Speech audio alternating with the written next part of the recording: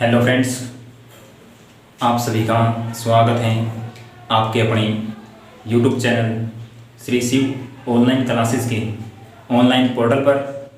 तो बच्चों, मैं सुनील कुमार इलेक्ट्रिकल डिपार्टमेंट से। तो बच्चों, काफ़ी दिनों से हमने इस चैनल पर ITI इलेक्ट्रिशियन के लिए एक अच्छी शुरुआत स्टार्ट की है, जो काफ़ी हद तक सफल भी हो रही है।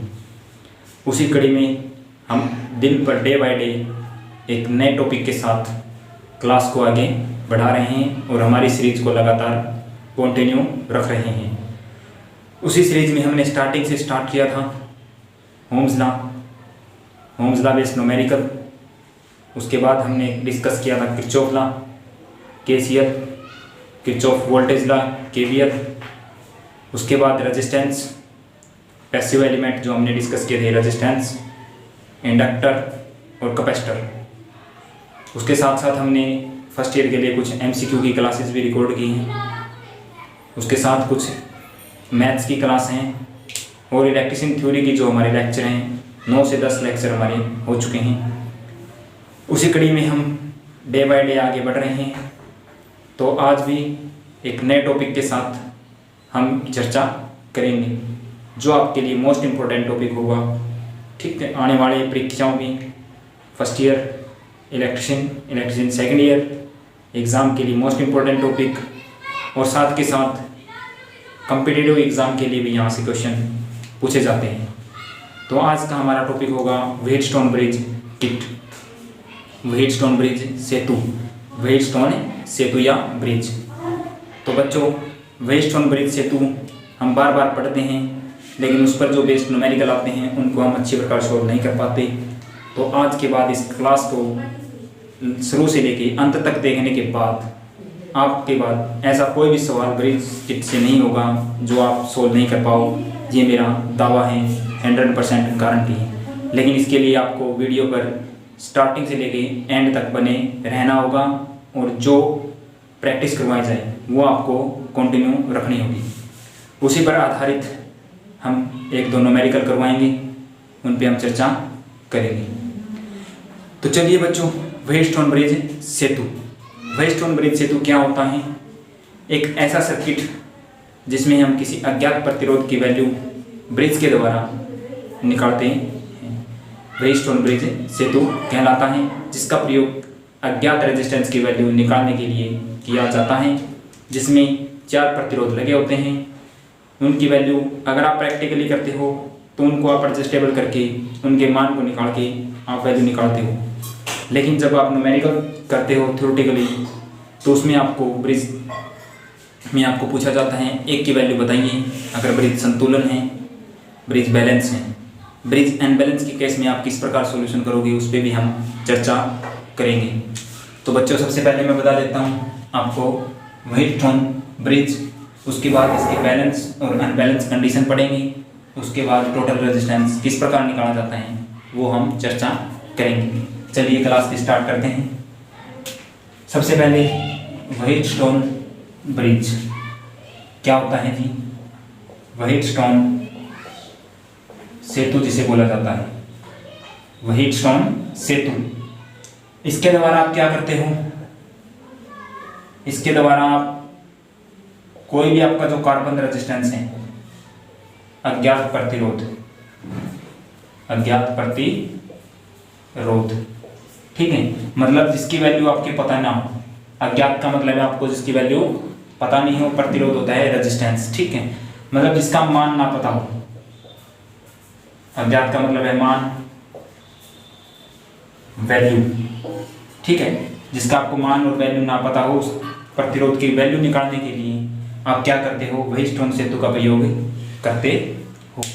आपसे अगर पूछा जाए व्हीटस्टोन सेतु का उपयोग किसके लिए किया जाता है? अज्ञात प्रतिरोध की वैल्यू निकालने के लिए आप व्हीटस्टोन सेतु का प्रयोग करते हैं, ठीक है। उसके बाद देखिए इसका सर्किट किस प्रकार होता है। इसके लिए जो सर्किट होता है वो ऐसा सर्किट होता है, इस प्रकार प्रतिरोध, इसके साथ इस प्रकार प्रतिरोध कनेक्ट होगा, इस प्रकार प्रतिरोध हमारा कनेक्ट होगा। इस प्रकार 4 प्रतिरोध आपके कनेक्टेड होंगे। इन चारों प्रतिरोधों के मध्य एक एक्स्ट्रा प्रतिरोध लगा होता है, या फिर यहाँ पे आपको गैल्वेनोमीटर लगा दिखाई देगा। क्या दिखाई देगा? गैल्वेनोमीटर या फिर प्रतिरोध। अपोजिट सिरों पे आपको क्या करना होता है? ये आपके अपोजिट सिरे हैं ए और बी। आप फाइंड करते हो आर ए बी। अगर इन सब की वैल्यू दी है तो आप टोटल प्रतिरोध निकाल सकते हो। ठीक, अगर इनकी वैल्यू आपको कुछ दी है, इसमें आप अज्ञात वैल्यू का प्रतिरोध लगाते हो, कोई भी यहाँ लगाओ, यहाँ लगाओ, यहाँ लगाओ, यहाँ लगाओ, तब आप उसकी वैल्यू निकालते हो। ठीक है, किस प्रकार निकालते हो देखो। अब आपको वैल्यू दी है, सर्किट आपको दिया इस प्रकार, ये है, ये आपके प्रतिरोध है। ये कितने प्रतिरोध आपके? 4 प्रतिरोध है। ठीक है, यहां से आपको कुछ ना कुछ, ये आपका ए पॉइंट, ये आपका क्या है? B point. ए पॉइंट और बी पॉइंट के मध्य 4 प्रतिरोध लगे हैं। इसकी वैल्यू आपको नहीं पता, ये आपने लगाया है, लेकिन इसकी वैल्यू और इसकी वैल्यू आपको दी होती है। कुछ भी लगा दो, ए बी सी लगाओ, या आप मान सकते हो पी क्यू आर एस। ठीक है, ये अज्ञात प्रतिरोध है भाई, जिसको मैं एक्स के द्वारा डिनोट करता हूं, लेकिन नाम क्या लिख दिया? P Q R S. अब इसको निकालने के लिए आपको कंडीशन है, क्या कंडीशन होनी चाहिए? इसके लिए आपको पता होना चाहिए सबसे पहले ब्रिज संतुलन स्थिति। ब्रिज संतुलन स्थिति। संतुलन स्थिति के लिए आपको एक इन चारों की कंडीशन पता होनी चाहिए। कब संतुलित होगा? जब आमने सामने की भुजाओं के गुणनफल, आमने सामने की भुजाओं के गुणनफल अगर बराबर आते हैं तो आपका ब्रिज संतुलन होगा। अगर आमने सामने की भुजाओं का गुणनफल बराबर आता है तो आपका ब्रिज संतुलन होगा। उसके बाद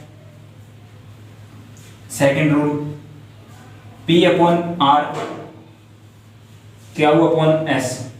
अगर रेशियो बराबर आता है, P upon R Q upon S का रेशियो अगर बराबर आता है, तब भी आपका ब्रिज क्या होगा? संतुलित होगा। ठीक है, देखो P अपॉन R बराबर होना चाहिए Q अपॉन S। यहां से आप किस प्रकार बना सकते हो?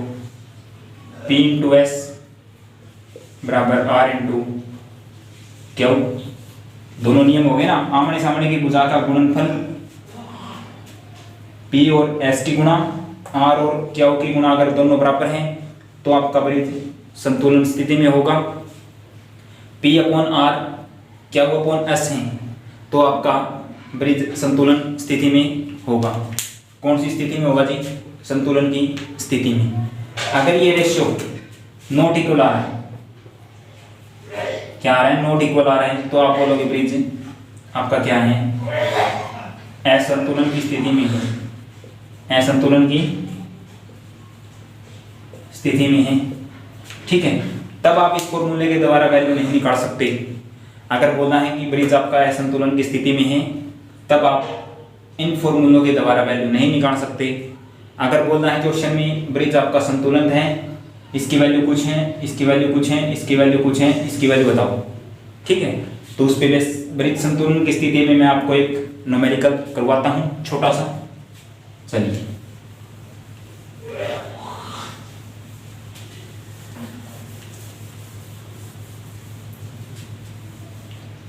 तो बच्चों आपको क्वेश्चन दिया है, क्या दिया है क्वेश्चन में? ये प्रतिरोध आपको दिए हैं,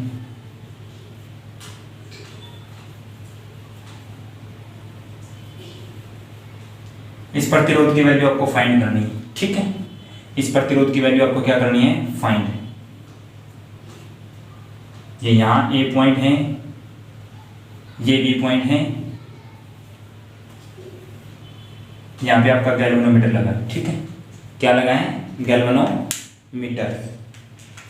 इसकी वैल्यू आपको दी है जी 16, ठीक है। कितनी दी है? 16। इसकी वैल्यू आपको दी है 12, इसकी वैल्यू आपको दी है 8 ओम, 12 ओम और 16 ओम, इन तीनों की वैल्यू दी है। इसकी वैल्यू बताएं। जब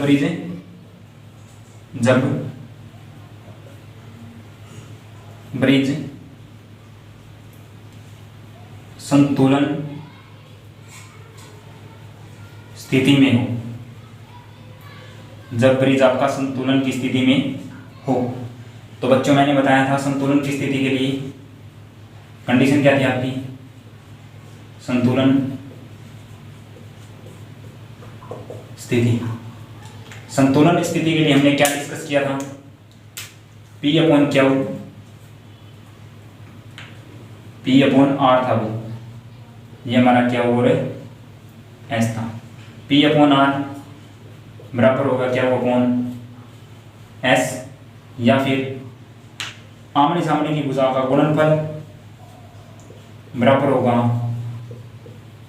इसकी आमने सामने की भुजा के गुणनफल की। मतलब P अपॉन आर बराबर होगा क्या वो upon S, P upon R बराबर होगा क्या वो अपॉन एस। हमारा ब्रिज संतुलित है, ये नियम फॉलो होगा। इसी फॉर्मूले से आप ये बना सकते हो या डायरेक्ट लिख लो, आमने सामने की भुजा का गुणनफल P इंटू एस बराबर होगा क्यू इंटू आर। वैल्यू रख दो जी, P इंटू एस। P की वैल्यू क्या है? 16। S की वैल्यू क्या है? X है या S रखो। Q की वैल्यू क्या है? 8। R की वैल्यू क्या है हमारी? 12, ठीक है। आपको क्या निकालना है? X। इस साइड क्या रखा है? 8 गुणा 12, ठीक है। अब देखो 16 इस साइड क्या है? X इंटू 16 की गुणा में है ना, 16 गुणा X। अब जब कोई भी संख्या बराबर से इस साइड है, अगर अपोजिट जाती है, बराबर के उस पार जाती हैं, तो ये संख्या का सिंबल चेंज हो जाता है। अगर इस साइड गुणा में है तो परली साइड जाके भाग में, अगर इस साइड भाग में है परली साइड गुणा में, इस साइड जोड़ में है उस साइड घटा, अगर इस साइड घटा में है तो उस साइड प्लस में होगी, ठीक है। अब ये संख्या इसमें क्या है? गुणा, ये इस साइड जाके होगी जी भाग में। सॉल्यूशन करो। अब आप इसे काट सकते हो। मेरे को पता है जी 4 तिये 12, 4 चौके 16, ठीक है। 4 के पाटे में दोनों आ रही है ना, 4 तिये 12, 4 चौके 16, 4 एकम 4, 4 दूनी 8।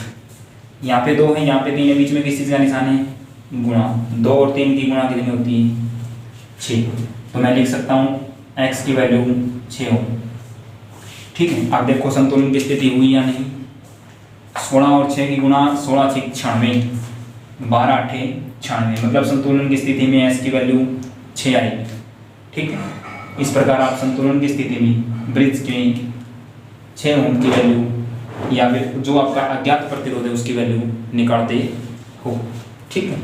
अब ऐसे केस में आपसे डायरेक्ट भी पूछा जा सकता है, चारों क्वेश्चन होंगे आपके साथ, डायरेक्ट पूछा जाएगा प्रतिरोध की वैल्यू बताएं।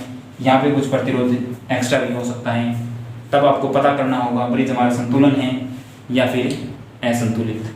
अगर संतुलित है P अपॉन आर क्या वो upon S, P into S क्या वो इंटू आर, आप वैल्यू फाइंड कर सकते हो आसानी से। अगर हमारा ब्रिज असंतुलन है तब आपको किस फॉर्मूले या फिर किस ट्रिक के द्वारा सॉल्यूशन करना होगा, चलिए उस पर हम चर्चा करते हैं। ब्रिज असंतुलन की स्थिति से पहले मैं आपको 1-2 न्यूमेरिकल ब्रिज संतुलन की स्थिति की करवा देता हूं, ताकि आप घबराओ नहीं और ना ही कुछ डिस्कस के लिए आपको समस्या हो। तो देखो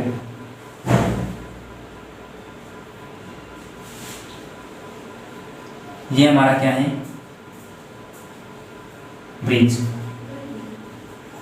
हमने बना दिया ब्रिज, मैक्सिमम टाइम आपको यहाँ गैल्वेनोमीटर लगाए दिखाई देगा। ठीक है, पूछा जाता है ए और बी पॉइंट है, find the value of R A B. पूछा है आर और बी के मध्य प्रतिरोध क्या होगा।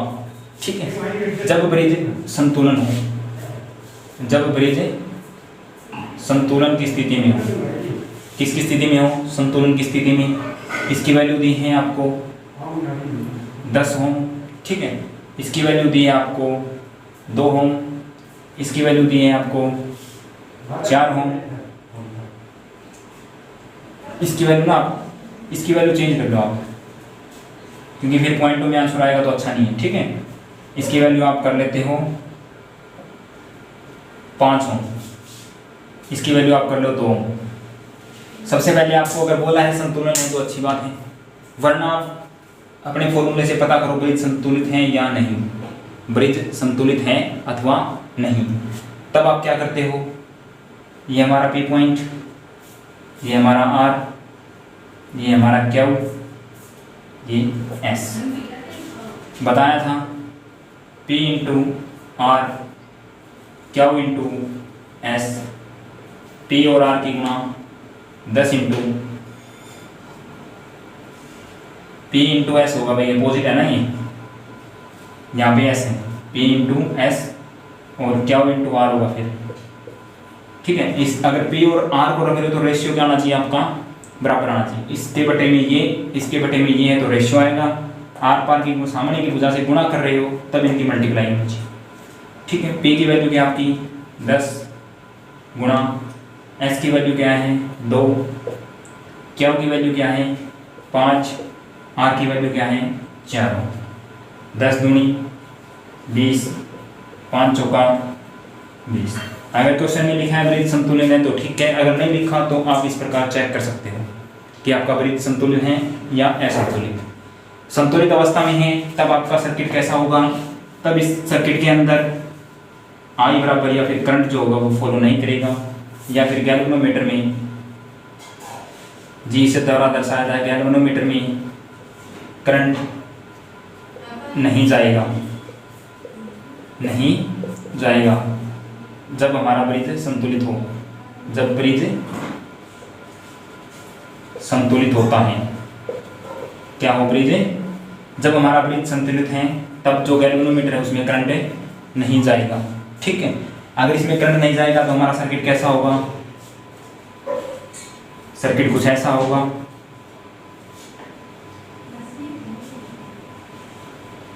ठीक है, इसकी वैल्यू है 10, इसकी वैल्यू है 5, इसकी वैल्यू है 4, इसकी वैल्यू है 2।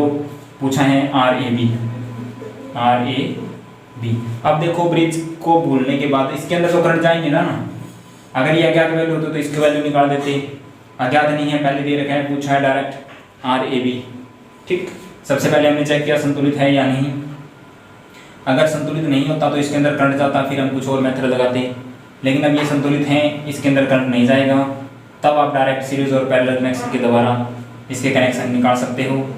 अब देखो 10 और 5 किस में है, सीरीज में, 10 + 5 बराबर 15 हो। 4 और 2 किस में है, सीरीज में, 4 + 2 बराबर 6 हो। अब आपका नया सर्किट कैसा होगा,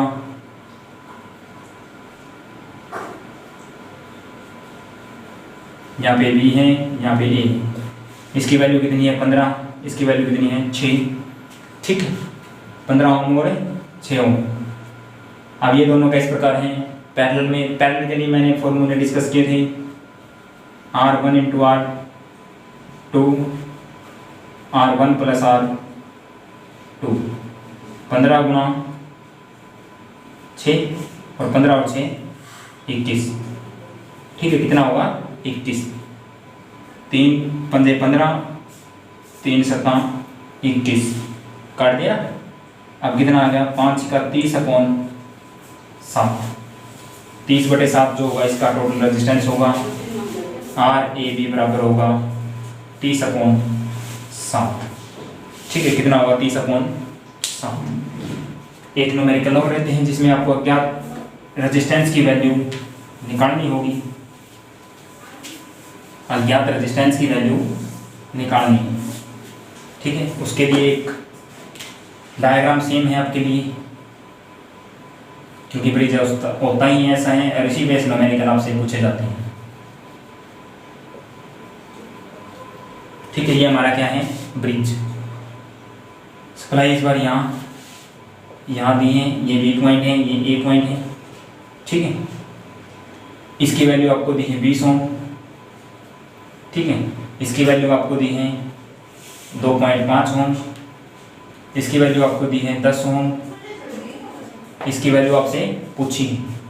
ठीक है, ब्रिज संतुलन की अवस्था में है, इसकी वैल्यू आप ज्ञात करो। हमने किसी भी तरह ब्रिज को संतुलित किया, 20 ohm, 10 ohm, 2.5 ohm, find the value of x या unknown resistance, find the value of unknown resistance या फिर एक्स प्रतिरोध, जो आपका अननोन है, जिसकी वैल्यू पता नहीं, उसके वैल्यू के लिए हम कैलकुलेशन करेंगे।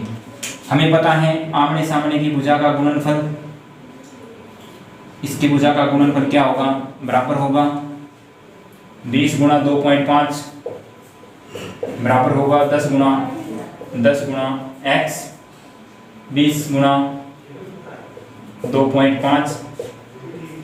अब देखो पहले बताया था हमें 10 इस साइड इसमें है, गुणा में है, गुणा से इसमें इस साइड लेके आएंगे तो किसमें आ जाएगा, भाग में।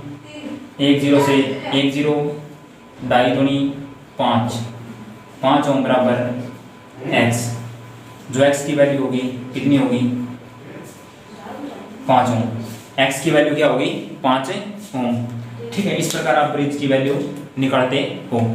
डायरेक्ट ब्रिज नहीं देके आपको कैसे क्वेश्चन दिए जाते हैं, चलिए उस पर डिस्कस करते हैं। डायरेक्ट ब्रिज नहीं देके कैसे क्वेश्चन आपको दिए जाएंगे, उस पर डिस्कस हम करते हैं। ठीक है, तो ऐसे क्वेश्चन आपको डायरेक्ट ऐसे दिए जाते हैं जिसमें आपको उन क्वेश्चनों को देख के पता लगाना होगा कि ये ब्रिज पर आधारित हैं या अन्य किसी बेस्ड पर। तो आप उनको कैसे पता लगाओगे कि ये ब्रिज पर आधारित हैं या किसी अन्य पर। चलिए मैं वो क्वेश्चन लिख देता हूँ।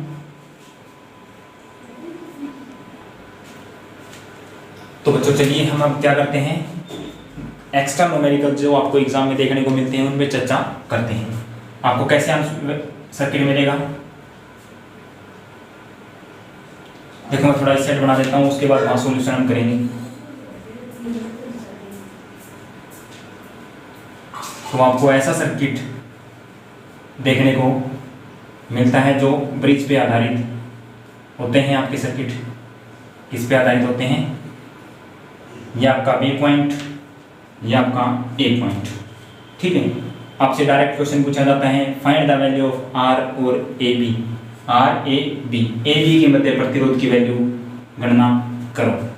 ठीक है, अब देखो इसकी कुछ ना कुछ वैल्यू दी होगी, 8 ओम। ठीक है, क्या है 8 ओम।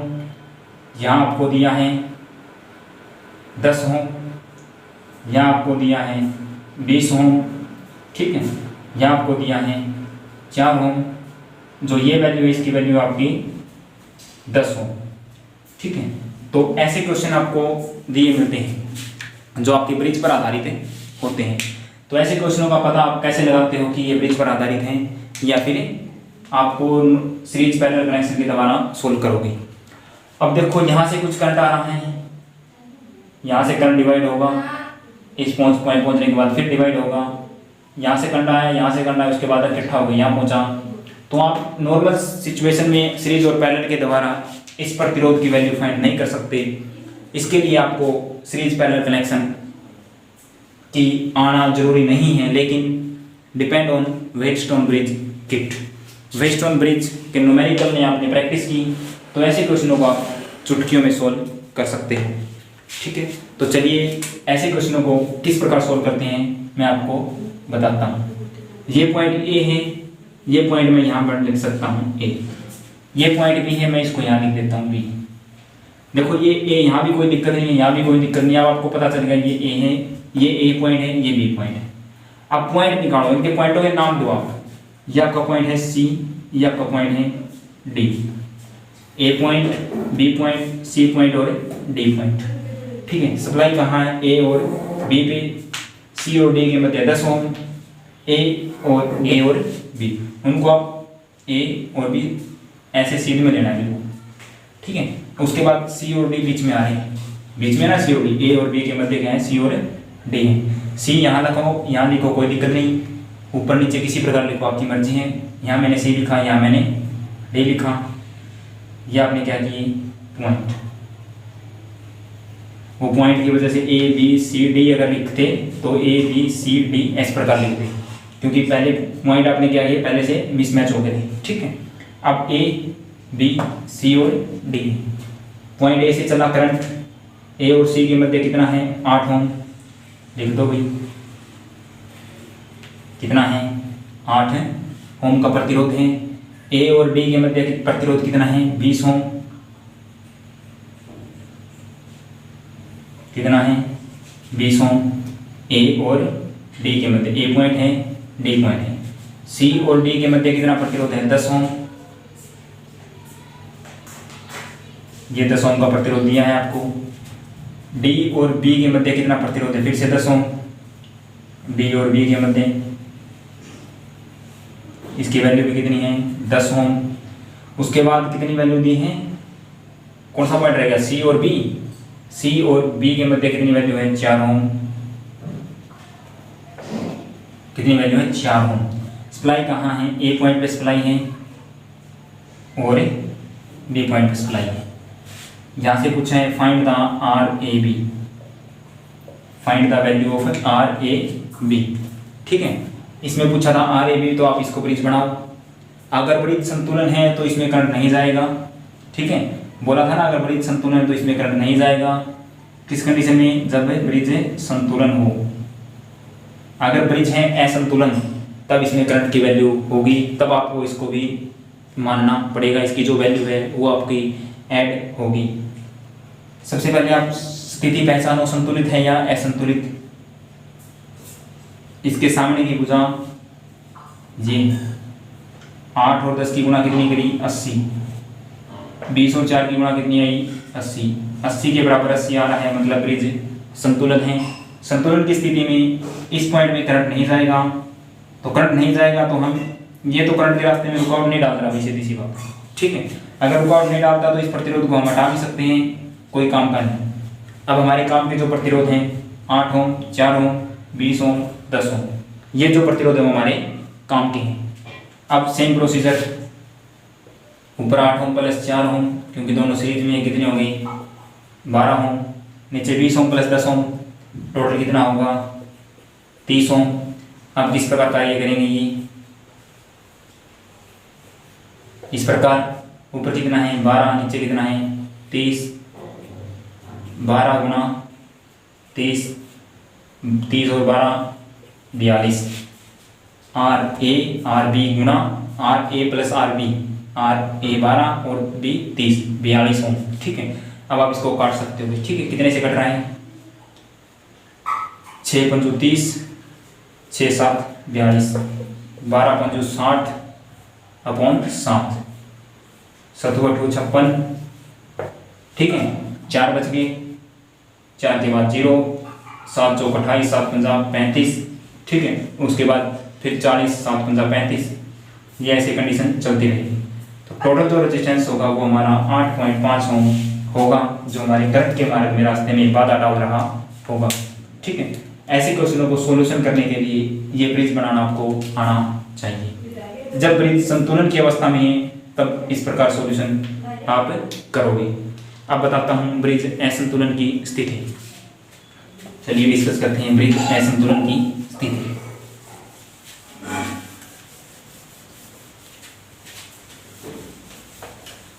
अब हम पढ़ेंगे असंतुलित ब्रिज। असंतुलित ब्रिज, ठीक है। जब ब्रिज असंतुलित होता है तो उसके लिए आपको सर्वप्रथम स्टार डेल्टा रेजिस्टेंस कन्वर्जन आना चाहिए। क्या आना चाहिए? स्टार डेल्टा रेजिस्टेंस कन्वर्जन, ठीक है। Star delta resistance conversion. तो आपको स्टार से डेल्टा में प्रतिरोध जाते हैं तो उनकी वैल्यू कैसे निकाली जाती है, डेल्टा से जब प्रतिरोध स्टार में कनेक्ट किए जाते हैं तो उनकी वैल्यू कैसे निकाली जाती है। असंतुलित ब्रिज को सॉल्यूशन करने से पहले मैं सिखाता हूँ आपको star delta conversion. Star delta conversion, star को डेल्टा में चेंज करना। जितने प्रतिरोध स्टार में लगे हैं सेम वैल्यू डेल्टा में रखने के लिए प्रतिरोधों की वैल्यू को चेंज करना पड़ता है। तो किस प्रकार कितने के मान के प्रतिरोध लगाएं वो डिपेंड आपकी ऑप्शन, आपकी वैल्यू पे डिपेंड करेगा। तो सर्वप्रथम मैं आपको बता देता हूँ स्टार को डेल्टा में चेंज करना। स्टार को डेल्टा में चेंज करना। स्टार में प्रतिरोध किस प्रकार कनेक्टेड होते हैं, इस प्रकार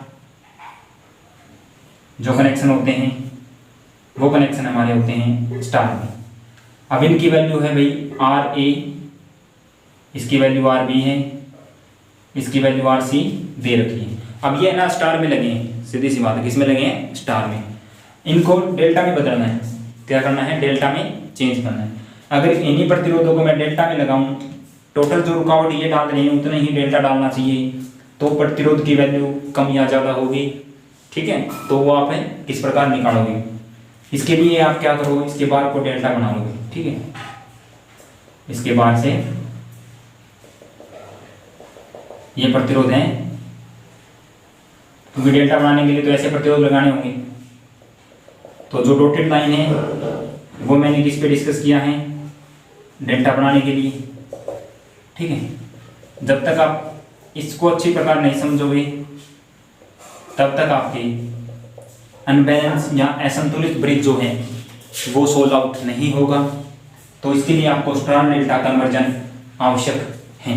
ठीक है, जो ये वैल्यू डेल्टा में लगाई है इनका मैं नाम मान लेता हूं R1, ठीक है, R2, R3। ठीक है, इनकी वैल्यू फाइंड है RA, RB, RC find out करना है, R1, R2, R3 क्योंकि डेल्टा में कन्वर्जन कर रहे हैं, स्टार टू डेल्टा कन्वर्जन। ठीक है, स्टार टू डेल्टा कन्वर्जन, इसके लिए फॉर्मूला है आपका, फॉर्मूला फाइंड आउट करना है आपको R1 बराबर होगा। ठीक है, अब R1 कहाँ लगा है, RA और RB के बीच में। ठीक है, RA और RB के बीच में लगा है। ठीक है, तो आप क्या करोगे, इसके लिए RA और RB के बीच में लगा है तो RA प्लस, अब इन दोनों के मध्य लगाना, तो दोनों की वैल्यू को किस प्रकार लिखना है, RA plus RB plus RA RB भाग में RA RB जो इसके अंदर यूज हो रहे हैं, RC जो बच गया, जिसका कहीं भी यूज नहीं हो रहा, कहीं भी कनेक्ट नहीं है, उससे क्या कर दो, भाग दे दो, सॉल्यूशन निकल के आ जाएगा। R1 की वैल्यू, R2 की वैल्यू या RA RB की वैल्यू को जोड़ो, उसके बाद इन दोनों की गुणा करो, उसको जोड़ो और RC से उसको भाग दे दो। जो आंसर आता है वो आपका ओम में आएगा और R1 की वैल्यू होगी। इसी प्रकार R2 की वैल्यू, ठीक है, इसी प्रकार आपकी R2 की वैल्यू होगी। R2 कहाँ है आपका, ये रहा। कौन कौन सी वायर अटैच हैं, RA और RC, same formula RA plus RC plus RA RC। अब इनके अलावा दो यहाँ यूज हो गए, तीसरा बच गया ना RB, उसी से भाग दे दो इसको, RB ओम। जो सॉल्यूशन निकल के आता है वो आपकी वैल्यू होगी R2 की वैल्यू। ठीक है, स्टार टू डेल्टा में जाने के लिए जो तीसरा वैल्यू है RC RB, जो तीसरी बच जाती है उसी से भाग दिया जाता है। वैल्यू निकालनी है R3 कहाँ है हमारा R3, ये रहा। RC और RB के साथ कनेक्ट हैं, फॉर्मूला बना दो, RC plus RB plus RC RB, C और B का जिक्र है, A का जिक्र नहीं है, A से भाग दे दो, आपकी वैल्यू निकल के आएगी स्टार टू डेल्टा कन्वर्जन। ठीक है, स्टार टू डेल्टा कन्वर्जन। चलिए अब इसी फॉर्मूले से हम डेल्टा में चेंज करते हैं। ठीक है, आज हम स्टार डेल्टा कन्वर्जन करेंगे, उसके बाद डेल्टा टू स्टार और ब्रिज असंतुलित की अलग से एक वीडियो अपलोड की जाएगी। वीडियो लेंथी ना हो इसी वजह से यहीं तक क्लास को एंड करना पड़ेगा। ठीक है, तो देखिए बच्चों, ये फॉर्मूले आपके हैं स्टार टू डेल्टा के लिए। स्टार में आपने प्रतिरोध लिए हैं कुछ भी,